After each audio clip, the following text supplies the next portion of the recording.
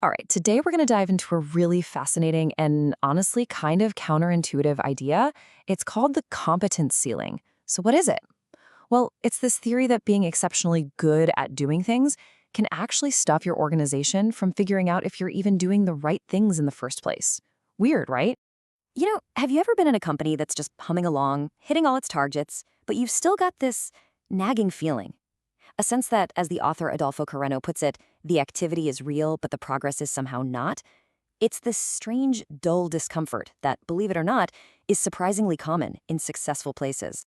Just think about your own career for a second. Have you ever been part of a big, successful project, high fives all around, only to look back a few months later and realize that the original, fundamental problem you set out to solve is, well, it's still there? If that sounds familiar, you are definitely not alone, and there's a very specific reason for it. Okay, let's really unpack this idea of success that just feels wrong. I want you to picture an organization that is a true master of execution. We're talking a mature program management office, a fantastic track record. When this company commits to doing something, it absolutely gets done. So here's how it usually plays out, and this might sound familiar. This super capable organization, right? It runs into a big, messy, strategic challenge. So what's its first move? It does what it knows how to do best. It charters a program, it hits every single milestone, and hey, the program closes successfully. Everyone gets a pat on the back, but there's just one tiny problem. That original, deep, strategic issue that kicked the whole thing off, yeah, it's still just sitting there, completely untouched. The organization absolutely succeeded, but it succeeded at solving the wrong problem.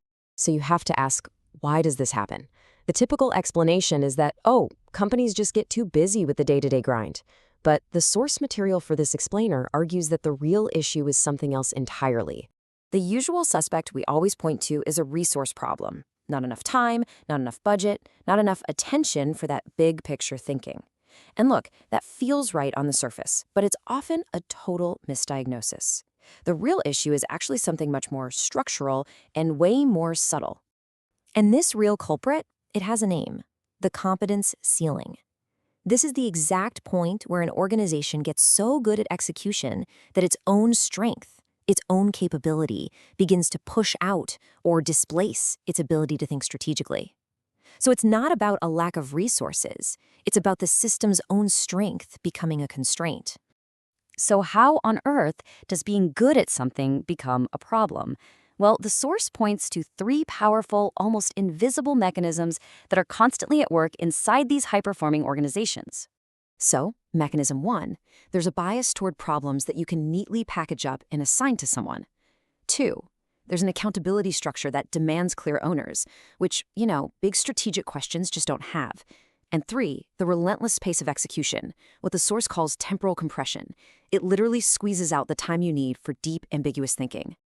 And this is so important to get. These three things, they aren't signs of a broken system. No, they are the features of a mature, successful execution system working at full blast. It's the capability, not some kind of dysfunction, that's creating the ceiling. To really see how this works in the real world, let's look at what happens to those big, meaty, strategic questions the moment they enter this powerful execution machine. This slide just illustrates it perfectly. Look at that column on the left. You've got these huge, ambiguous questions like, should we even still be in this business? And then you see how they get reframed into the manageable, executable versions on the right, like, how do we improve performance? See what happened? The system didn't ignore the question. It tamed it. So the system takes a question it can't really process and automatically translates it into one it can. And here's the really tricky part. This feels like progress. It feels like smart, pragmatic problem solving, not like you're dodging the big strategic issue. Okay, so this brings up a huge question, right? If this is happening all over the place, why is it so incredibly hard for anyone inside the organization to actually notice it? Well, the answer is that the system creates its own powerful insulation. And there are basically three layers to this insulation. First, you've got performance continuity. All the dashboards, all the metrics, they look great. Second, there's the effort illusion. Everyone is working incredibly hard on stuff that feels really important.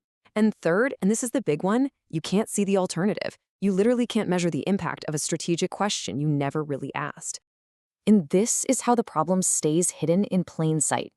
Just imagine seeing this chart at a quarterly review. Everything is green. It's fantastic. This data doesn't just suggest you're successful, it actively argues against the very idea that a deeper problem could even exist. Which, of course, brings us to the central paradox of this whole thing.